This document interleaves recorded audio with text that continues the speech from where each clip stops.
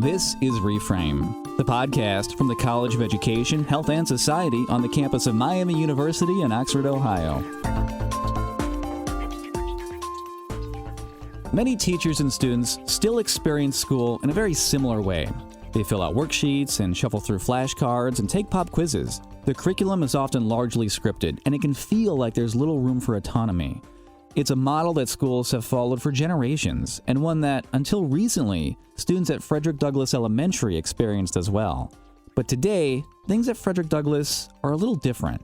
Here, the teachers and administrators are trying to change the way school works, and it's starting to pay off.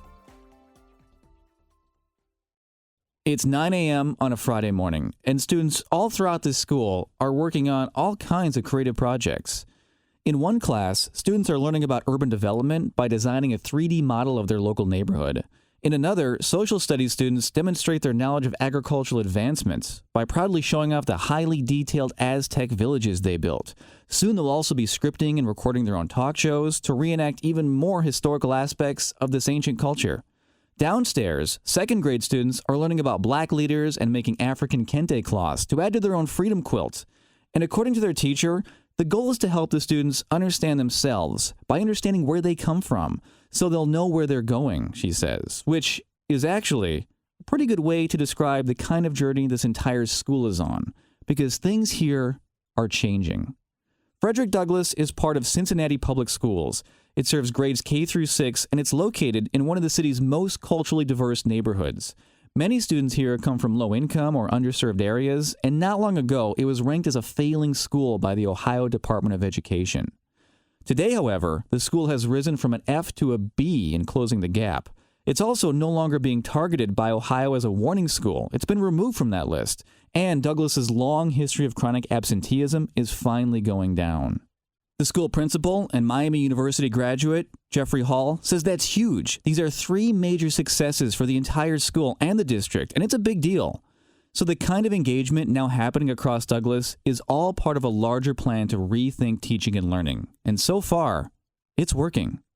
While the turnaround is still ongoing, much of the progress can be traced back to Principal Hall's vision to set higher expectations and to offer more opportunities, which has led to several key programs and partnerships and approaches that have really helped transform the school's entire culture. The school administration says things are 110% different now, and the evidence is everywhere. A new contemplative arts and sciences program, for example, was introduced to help students build cognitive skills such as self-awareness and self-control, and an award-winning dance company from Dayton, Ohio, was brought on to teach students how movement and motion can increase focus and productivity. A new partnership with the nearby Walnut Hills High School, which is consistently ranked among the top 100 public high schools in the entire country, also allowed Douglass to offer 20 new after-school activities and mentorship programs like swimming, choir, robotics, 4-H, gardening, and more. Principal Hall also looked back to his own university, where he had plans to establish a relationship with Miami's Department of Teacher Education. I wanted to establish a relationship with Miami University and Frederick Douglass Elementary. I wanted to do something game-changing in the educational field. I mean, the goal was to be the number one elementary school in the state of Ohio, and I knew it was going to take some non-traditional strategies to get us there. So I was thinking, I said, hey, most corporations, Fortune 500 corporations, have test facilities, and I said, I want to be a test facility for Miami University students that want to be teachers in an urban setting. I want to do that here at Douglass. So we began to work towards becoming a professional development school. We established a relationship, and we began to change the culture and move in the right direction to try to close the achievement gap with the young people here at Frederick Douglass Elementary. This partnership between Douglass and Miami University began nearly 4 years ago now, and Principal Hall says it's been beneficial to everyone involved. It helps. It's a win for the university, and it's a win for our school and the school district. The Miami students get professional experience in real classrooms, and several have already been hired on as full-time Douglass teachers. Of course, the elementary school benefits from the extra assistance, but Miami faculty also host professional development workshops to keep Douglass teachers up on current educational trends. But perhaps the most significant non-traditional change has been the way Douglass students now engage with the actual classroom content, which has begun to emphasize an approach called project-based learning. Rather than relying on a scripted curriculum or standardized lesson plans, project-based learning creates educational experiences that are richer and more nuanced.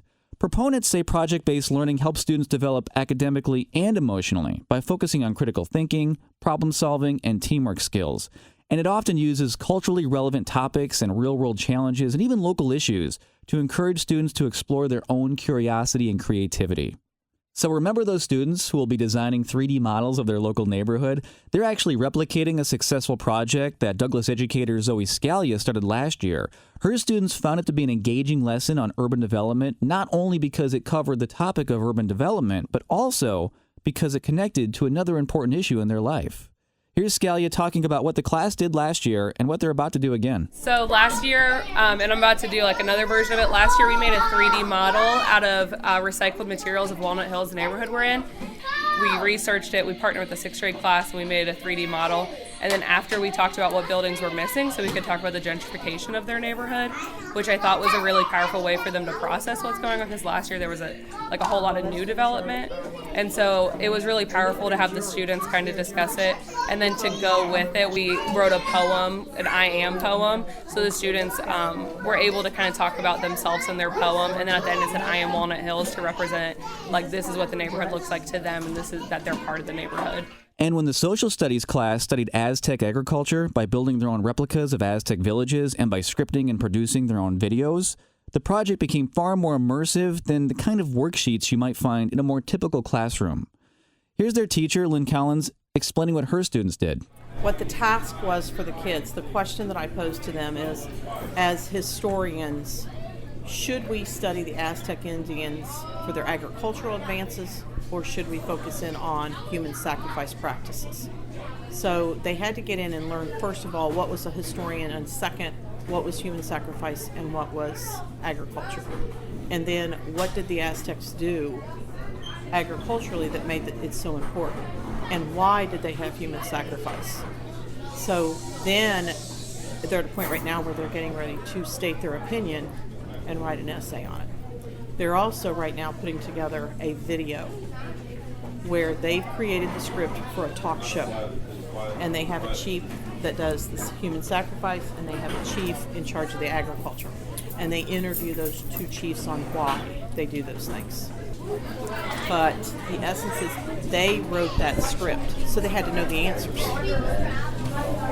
So to have them be able to come out here and construct this and build it and videotape it is just as valuable as a learning tool as for me to open a textbook and read the chapter with them. These projects are just a snapshot, just a few of the things happening across Douglass today.